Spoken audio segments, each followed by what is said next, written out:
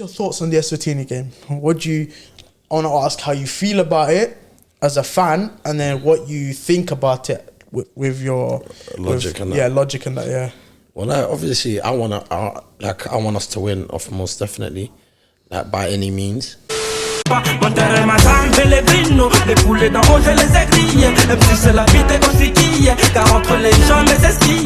What's up, my people? It's your boy Monti here, and welcome back to another episode, another week of Vibe with Monti. And today, as you can see, we got a big dog in the building. We got Somalia's very own. Yeah, brother, introduce yourself. Get me? I go by the name of Yaya. You get me? Assalamu alaikum. Wa alaikum salam. Listen, for those that don't know, you should know by now. He's the face of Somali Athlete. You get me? And wallahi, brother, I appreciate you coming down. Wallahi, 100%. No problem. Anytime. Nah, thank you. Obviously, it's a special week because in a few days' time will be Somalia's first game in AFCON. Yes, it is the preliminary qualifiers, but for us it's a big deal because we haven't been in a stage like this before. So it's history for us. What we're going to do today is look at prospects, analyse our squad, see how it is, where it is right now. Of the time we're recording, they played Yanga, 1-1 draw. Azam game hasn't happened yet, so we don't know what the result is, we don't know the performance, but we can obviously build and understand that because it's a friendly, the result isn't as important as the performance. And what we saw against Yanga, much improved from the last time we saw them against Oman. So that's what we're going to do today. Obviously, remember, if you're new to the show, drop a sub, you get me, thumbs up, comment down what you think will happen, your predictions for the Somalia game. Yes, it is 2 legs. The first leg is on the 23rd of March and the second leg is on the 27th of March. So yeah, go do your thing. You get me? But yeah, socials for the show is all up on the screen. Go check them out. But right now, we're going to get into it. But bro, before we get into that, how are you? Well, alhamdulillah, I can't complain. Good. Get me looking forward to the trip, inshallah. Tell the people that, come on, bro.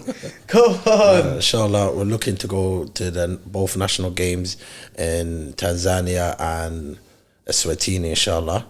Yeah, so looking forward to that. Obviously, as a fan and also as doing content. Of course, it should be a good time, inshallah. Will it be by yourself or will it be with your team? No, yeah, one of my brothers has come with me, Ibra, and inshallah, we're going to make it work. Inshallah. That's wallahi great stuff. Obviously, right now, we've been seeing the picture quality coming out the camp. But now brothers are coming here to up the level, you know? Inshallah, that's the plan. Inshallah. But what's your thoughts on the national team so far? What you've seen, obviously. So what, in terms of the friendly last game? Overall, let's touch on it overall and then we'll dive into it specifically afterwards. Overall, I think we've got a good team. I think, like, I don't know, to get me, I feel like it's still it's football, innit? So you can have good days, you can have bad days. There's certain things that I like about the team. So I can tell you what I like about the team and what I don't like about the team. Okay, so touch on what you do like about the team. What I like about the team is we're comfortable on the ball. I feel like we work as a team to defend. So it's not like the attackers are also fighting to get the ball back. I like that. I like the spirit of the team.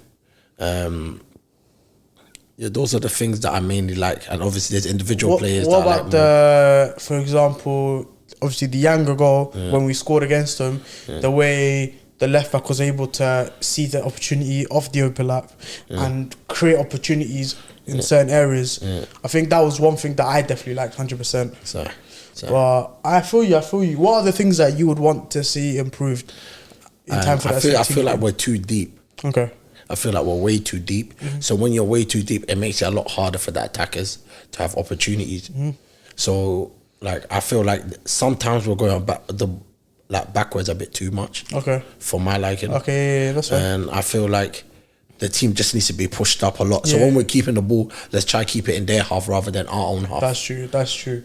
I think that will naturally happen when they spend a lot of time together and the coaches have a lot of time with the players, because obviously I think they've went to camp last week, and then obviously we understand that the coach himself, Peter de Jong, he even came out and said he hasn't had the time in terms of the preparation that he would want. But nonetheless, they're at camp. They're working on those things, I'm sure. Looking at the Yanga game, because that's the game that we saw most recently, what were your thoughts on the first half and the second half? First half, I think we played well. I think we were more aggressive moving forward. I feel like second half, we fatigued towards the end. I feel like defensively we're very solid as a unit. The players that stood out to me was Haj Abdelkader, right back. I like the two centre backs, Ahmed Ali Asanyo. The centre midfielder, Liban. And Zakaria and Awad. He had like shined in a few moments in here. Certain areas, yeah. Those are the players that stood out to me, and I liked Anis when he came on second half. Yes, because I feel like he gave a certain presence into the midfield. 100%. But no, I like that. But the one thing that I've also noticed I wanted to touch on, and for those that haven't seen the game, Somalia played Tanzania's top division team. They are first in their league, in the Tanzanian Premier League, and it was a 1-1 draw. And the result isn't the thing that we're more keen about, where we want to see the performance. So that game was to see how the boys will cope in Africa against one of Africa's top teams and Tanzania's best team. And the one thing that I saw in particular, especially in that first half, is that there was a lot of patterns of play. We can see that the coach has already implemented his ways of playing. So we saw the fullbacks connecting with the midfielders. We saw the strikers dropping in deep, collecting the ball. I think one area, and obviously with the boys that are coming in later, one area that I hope that does improve is us taking our chances up front. Because I don't think we created too many chances in that game. Obviously credit to young Africans, because they obviously done their thing and made sure that Somalia doesn't have a lot of opportunities in their box. But we still got the goal. We played very well to get the goal. What do you think about the equaliser that they scored? I think the header, you couldn't do nothing about that header. You just got munched. But in terms of is trying to avoid getting crosses into the box, I think that's what we need to do a better job of. Like, don't allow someone plenty of time to get a ball in the box. Then, do you get me? It's a 50-50 battle. That's how I feel about that. 100%. I was obviously doing my research on Eswatini, as you can see on my laptop.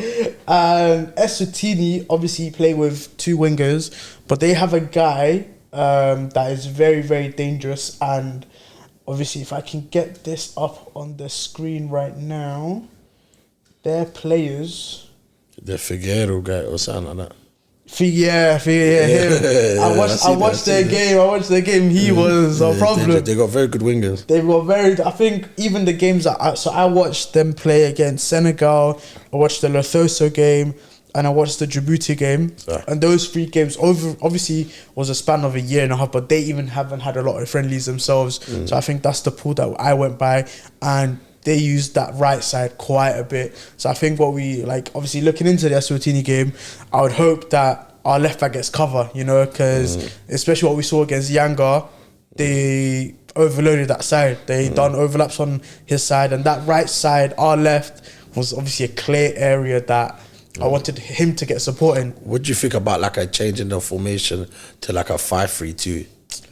Because that left back, he's good, but he's more attacking from what I saw. Yes, because that's where the goal came from eventually.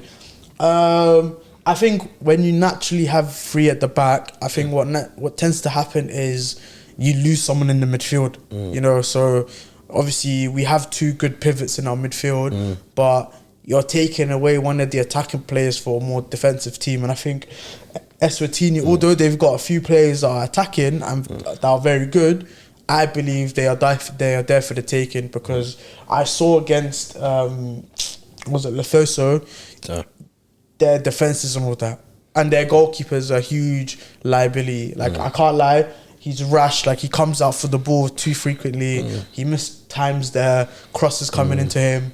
So obviously with that, I think it depends. I think mid game, if the team are like if Eswatini are really applying the pressure, they naturally switch to a 3 mid-game, like if that's a tactic that they want to go by. I think the best way for us is to have the 4 and have one of the midfielders drop in. and covered the left back, because yes, he's attacking minded, but there's a lot of, like, that their equaliser came from that side as well. Yeah. So I think that's one area to look at. But obviously, like you said earlier, you're going to Tanzania and you're going to Eswatini. What do you want to get out of the trip? Obviously, there's two sides to it. As a fan and as like Somali Athlete, do a content, creating a platform. As a fan, I just want to enjoy the experience. I want to be in the stadium when the national anthem is ringing off. I want to, you get me, hopefully, inshallah, when we score, we win. I want to celebrate. That's the vibe I'm on. Like, there's a part of me that's on that vibe. And when it comes to content, professionally, when it comes to the content, inshallah, I want to give the Somali people a more in-depth understanding of their players, of their coaches. I want to have, inshallah, sit down with people from the federation, and even sit down with people from the media in Somalia that's going to be there. So we get a different understanding of our people. Okay. So obviously that's what you want to get out the trip, and that's definitely something that obviously makes me happy, because if we weren't going, who would give us that content, for example? But on top of what you want to get out of the trip, do you have certain things in your head, whether it's mentally, whether it's written down, like a checklist of things that you want to achieve whilst you're in Africa? Like in terms of like the content, are you speaking? Like, yeah, what type of content do you want to bring out? Yeah, we have ideas. It's not like concrete yet, and we have ideas, and we're just ideas right now. But like nearer towards the time I'm leaving, inshallah, I would have a plan. Of course, because obviously this comes up when you've already left. So obviously we're all going to be watching the Somali Athlete page to see what you've been uploading. Give us some ideas though. I think one thing like that you should really look into is what England done during the Euros. How they were, the camp was relaxed. They had a lot of interaction with the fans on social media. I think one thing that England has done, and the only reason I'm speaking of England is because this is the country I live in, so they're the best source of information I can go off by. But I think what they done really well and better than other England squads is that the fans feel connected to this team. That's why when they're supporting them during the competitions, you see England making semi-finals and finals. Why? Because everyone likes them, and their content that is coming out from the England camp is something that fans are willing to support. So with you, for example, so as Somali Athlete, go into Africa, go into Eswatini and Tanzania, I think making content where, like, whether it's like challenges, Q&As with the players, more fun. I think something like that, because I think as players, I don't think players would want to be stressed out. I think especially before, this is the biggest game in Somalia's history that I know of. Like, I don't know a game. Maybe you can say the Zimbabwe game, but I think right now, in terms of appearing at AFCON 23, I think this is our best shot. You get me? So I think right now, I think what the players need, in my opinion, is something relaxed. Like, they have the intense training with the coach, but when they go on Somali Athlete and when it's time to have fun with the fans, it's relaxed, you know. So give me an example of fun content. Okay, so I don't have anything from the top of my head, but one thing that I am aware is, like, have fans sent in their personal messages for the players to see, whether it's questions for them to answer, whether it's like, I don't know, like TikToks during the day, like as the players are going to training, be there, get high and stuff, because I think the more of them that you show to us, the more likely we're going to engage with them, you know. So I think obviously you're going to have your brother, you're going to be active on the Instagram, but you're also going to be active on the TikTok, on the Twitter. Twitter's where you can get your Q&As from, where people are going to interact, writing down their questions. TikTok is where people will show support, where we can familiarize ourselves with the players and the coaching staff. And obviously Instagram are the official pictures, obviously. But obviously I think you as well can look into what England done. I've seen a couple of clips. So I think that's definitely something that me as a fan right now, I would love to see, because I think what's nice is that there are boys my age, some are younger, some are older, that are playing in the national team, and this is the type of stuff that I want to see. I want to engage with them. I want to feel like I'm there too, even though I'm watching it from here. I want to feel like I know them and we're comfortable with each other as a fan, you know. So I think that's very, very important, especially before a big game, you know. It might not be a tournament like what England had to go through, where it's many weeks. I think with you guys, it's just a few. I think, how many weeks are you gone for? Not even weeks. I'm going for like 10 days. 10 days, okay. So close to 2 weeks, roughly. Just short of 2 weeks. So during those days, especially before the Eswatini game, after the first game, whether we win, lose or draw, however the result goes, I think it's always to remain positive during this space.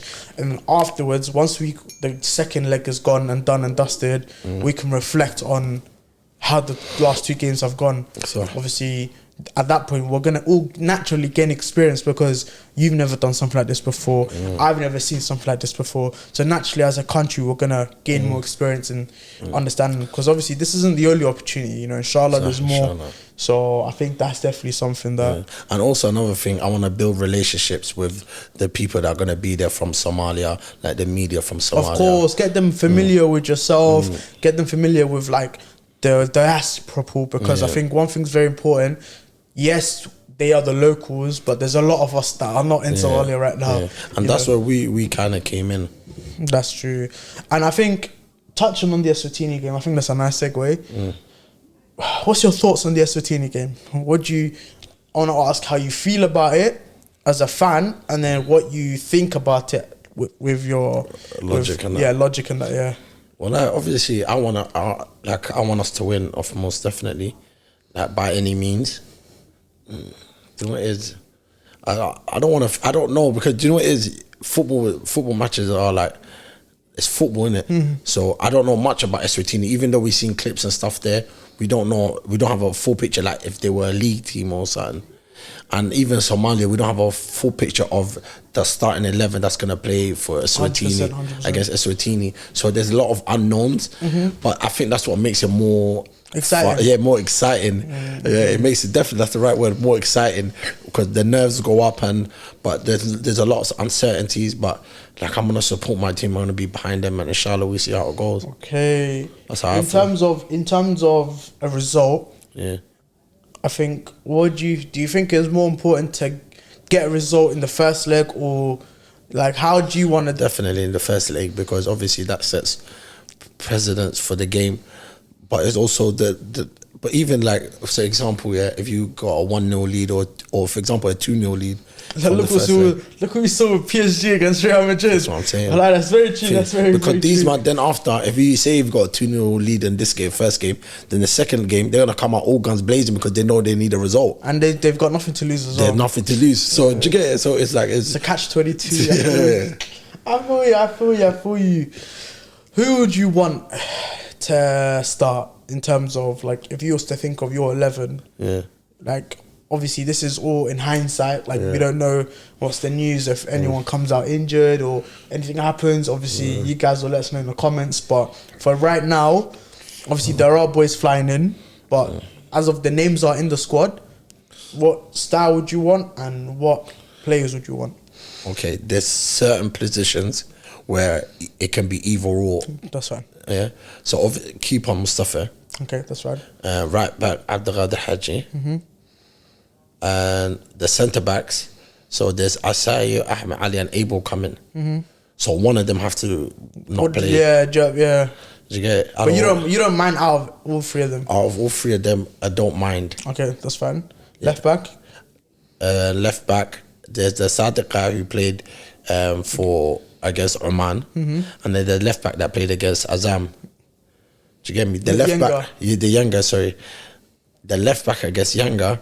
I don't like him defensively, but I liked him attacking wise. So if Sadiq is a better defender, I'll take the Sadiq. So are you naturally going to go into this game defensively minded? Or do you think because... I feel like there's a balance. Okay. You don't want to concede, because if you don't concede, you don't lose. That's true. So like, you don't want to concede, but at the same time, you're going to have opportunities, inshallah. And then you want to make the most of your opportunities. But I feel like defense is important. It's important. Okay, that's where Well, are you gonna play a 2 pivot? Or Definitely two pivot. Abdisamed and Liban. Yeah, but Simmons been class as well. I can't lie. That's very, very good. And then there's a Cam. The Cam is up for debate. The rest of the other 4 is up for debate. Up for debate. I feel you. I feel like the 4 is up for debate because Zakaria played very well, but there's other players that are coming in his position. That can obviously challenge him as well. Challenge him. So those 4 positions I feel like is up for debate. Up for debate. That's fair. I can't lie. I was literally gonna go with the same team as you. I think the only area we differ is the left back because yes, defensively it's a bit techie. I honestly believe get one of either Abdisamed to drop in and cover him that side. Like see what I'm not saying we're at that level, but I'm saying like the style. So for example, when Liverpool play, their fullbacks, when they bomb on, their DMs drop. So they still have that defensive structure, but it's because the DMs are dropping, it gives the license for either the Robertson or Trent to go up. You get it? So I think when it comes to let Abdisamed, one of the other 2 boys drop in, cover him, let him attack, because when we was watching the Younger game, he was a great outlet, bro. You get me? That goal wouldn't have come if it wasn't for him seeing the opportunity. So 100%. Like I definitely like that team. And I have a better idea, inshallah, when I go watch the Azam game. When I see the training, then I can say how I really enjoy it. Yeah, that's true. I think one thing that I want to touch on was Prince Salad's interview with the coach, the gaffer, Peter de Jong. He said a lot of good things, interesting things. He did touch on how he wants this team to be set up. I honestly, first of all, before I even go into anything, what do you think? Go on. No, you go first. I think because I think with me, he said how he doesn't have a specific style. He said he doesn't play every team the same way. He says every team comes with different challenges, and he sets them up according to that team, which is fair enough. And I think one thing that is very important that I want everyone to understand is we don't want Somalia to play well and lose. But we don't care if Somalia don't play well and win. You see the difference? I prefer like that. We want the win. No one's gonna say yes, we played well, but we'll feel bad. We'll feel deflated. We'll feel, but we want to win. So because we want to win, we have to set up the team for this one game. Like we can't look at let's say for example, Arsenal. Arsenal for the past 2 seasons haven't done very well, but this season they've done well because they've kept the same style. So they've learnt the system that they want. But that takes time. Exactly, that takes time. We don't have that time, so we just need to win. So I think what he said with that was very interesting. But apart from that, what else did you make from the interview? No, I just liked that his demeanor. I feel like he's hungry. He's up for the challenge. And one of the things I liked, he said when Prince Salah asked him about pressure, do you feel any pressure? Like, we're hungry for winning. He says, I don't feel no pressure. I've been doing this for 32 years. That's true. So he goes, I perform best when I'm under pressure. So I feel like that's what I like to hear. And he filled you with confidence, didn't he? Yeah. That Prince asked him about his schedule for the coming days of the camp, and he told us the details. Everything. So he's prepared. He has a hunger, desire to win, because also a lot of people from Holland are going to be watching him. A lot of people are going to be. Do you get me, bro? I literally went to Amsterdam. What day is it today? Monday. I went on Wednesday, innit, for my birthday, and when I got to Amsterdam, everyone's talking about like, Somalia. Our coach from and he used to be a assistant coach, if I'm not mistaken. He used to be a coach for AZ Alkmaar. And I remember I was in Alkmaar and a lot of fans are like, no, great support. They'll show so much love. I remember I went to like a restaurant and they're like, nah, like we're definitely gonna keep track of what he does and stuff like that. So I was like, this shit's going fine. This is going far. I like this, but nah, I feel like we have a good chance. I can't lie. I feel like one thing that we can't do is disrespect the opponent. I think we can't take Eswatini for mugs. Yes, in the draw, it was either Gambia or Eswatini, and obviously we wanted Eswatini. We don't want Gambia. No. They have AFCON history in terms of their experience and stuff, and they have a very good team. But Eswatini was a better call, but at the same time, they have big results. We have to understand the team that we're playing against, you know? And you have to win the game. Exactly. So there's a few results that I want to say to the people that I've mentioned this before with Omar from Half a Yard, but I'll say it again. So in 2021, they drew 1-1 with Senegal. So. In that Senegalese team, the starting 11, there was the likes of Koulibaly, Kouyate from Crystal Palace, Mendy from Leicester, Diate from the Ligue 1, Mane came on, Idrissa Gana. So there was a lot of the big boys that you see, and for them to get a 1-1 draw, it's a good result for them. They also, they lost to Guinea-Bissau, which obviously when you look on the overall, that's an L, but they did beat. What was the score? 3-1. 3-1 they lost to Guinea-Bissau, but they drew 1-1 to Mozambique, and Lesotho they beat 1-0, and that was all in 2021. So that's a good. They've won 1, they lost 1, but they drew 2.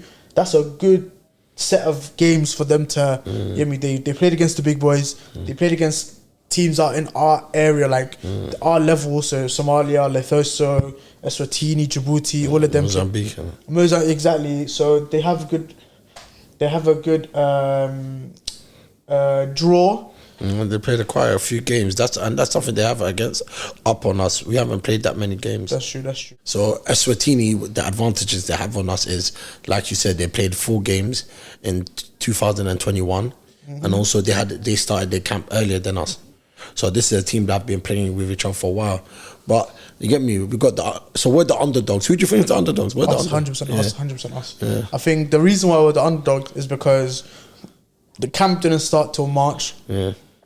Our last game was Oman, and then the game before that was Zimbabwe, which was how many years ago? But I think we're definitely underdogs. But you know, it is amongst us people, we don't feel like underdogs. Yeah, the energy's not like that. Yeah. But I always want to I don't want to seem like a bad vibe individual. I want us to win. However, I also know the type of team that we're playing against. The results speak for themselves, you know. So that was 2021. Now we go to 2020. I want to say a few results in 2020. They played against Congo and they drew 0-0. They lost the first leg, they drew the second leg, and that was for AFCON qualifiers. What was the score when they lost? 2-0 that day. Congo, they are proven AFCON team. Yeah, good team. They're a good team. They've won AFCON before, so I want people to understand that yes, they are losing games, but they are losing games to the bigger boys in Africa, you know. And obviously we play them, and if we look at 2022, there's no games in 2022, but their last 15, they drew against Djibouti. They lost to Djibouti 1 game, but this is a team that makes AFCON group stages, you know. So because they make AFCON group stages, when I say group stage, I mean group stages of qualification. They don't make AFCON properly, but they make the qualification stage for AFCON. That's something we've never done. So they're ahead of us on that part. Luckily, Salad also brought this up. Our coach used to be their manager. So there's a lot of intel that he may know. I'm very sure that right winger that they have is in his mind, 100%. So I think there's a lot of things to look forward to. I think our strengths are that we can play ball if we want to. I think I've definitely seen Eswatini's games and they don't look the best of quality in possession. I think their goalkeepers, like I said before, is rash. But what are your opinions on the boys that are flying in? So the boys that haven't come to camp yet, do you think they're going to settle in time? Do you think they are going to have a claim on the starting 11? Yeah, definitely, because those boys, they have the quality. They're most probably going to be part of the starting 11, all of them or most of them, inshallah. I wanted to go back on something. Just talking about it, I'm more concerned now. What do you mean? Because this way it is. Football is based on results. 100%. And I feel like we're good on the ball. Yes. But they can get the goal. They can get, you know, them jammy goals or them corners, set pieces, or the ball over the top. Yeah. I think that's what we need to improve on. I saw I don't know, like, I want everyone to do their research in it. Go look at their last few games that I said. Go look at the goals that they scored. They've scored they score set pieces. They're very physical in the air. This team, if I was to compare them to a club team that we all know, they're like a prime Stoke City. You know, Stoke City, Britannia Stadium. They have a guy, I swear, his long throws are like Rory Delap. If he plays, wallahi, bro, it's problems. It's like a corner. Well, bro, you know what? Yeah, I'm gonna put the clip in now. The wonderful group stage appearance in 2016 as the ball's flicked towards the back post, off the post. So yeah, that's the goal that they scored, and that's their threat. And this game wasn't even too far ago. This is 2021 in July. So this is recent. Yeah. If he's injured or if he's not in the squad, alhamdulillah. Yeah, Charlotte's injured. But if he's playing, that is a serious threat that they have.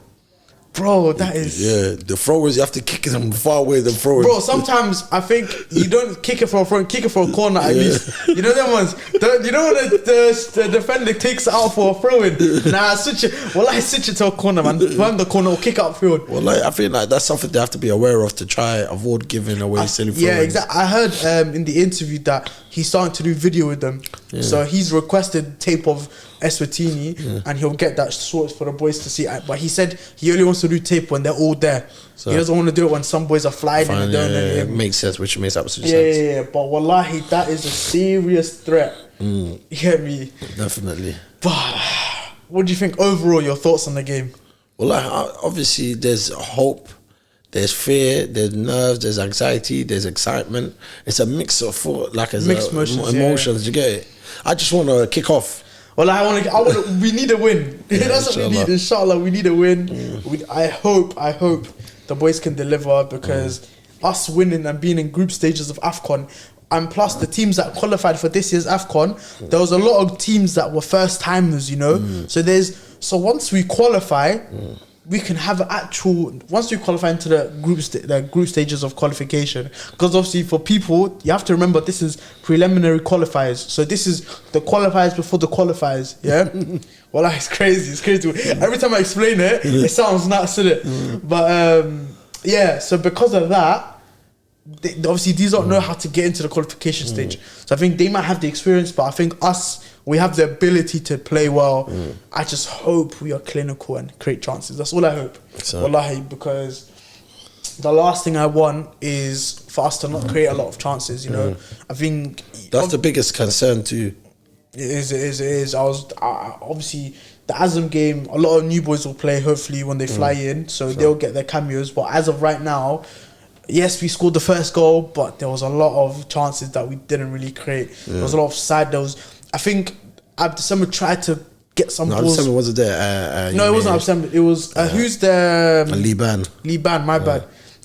Liban was trying to get some balls forward, but obviously Yangas and Asari was like doing long balls over the top from centre back. Yeah, but I think an area that it just hit me that we need to actually hopefully practice on.